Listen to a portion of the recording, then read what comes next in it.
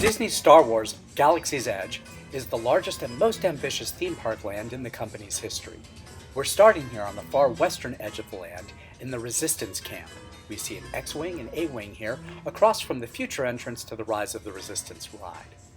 Moving on, the next stop in Galaxy's Edge is the Black Spire Outpost Marketplace.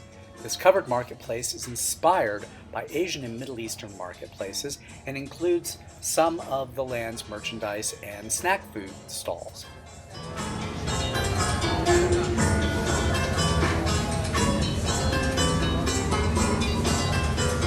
Just one moment, Lisa. Raise gravity. Leaving the marketplace and heading up the steps towards the central plaza, we can see the actual Black Spire of the Black Spire Outpost on the right there. That's right next to Doc Ondar's Den of Antiquities, and behind that we get a peek of the star of Galaxy's Edge.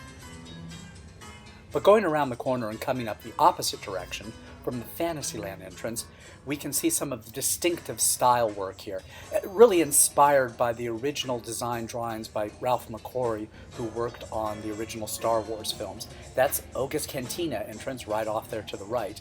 But moving around the corner here, we see the star, the Millennium Falcon, standing right in the back of Black Spire Outpost, the planet of Batuu, in Star Wars Galaxy's Edge at Disneyland. Raise gravity. Okay.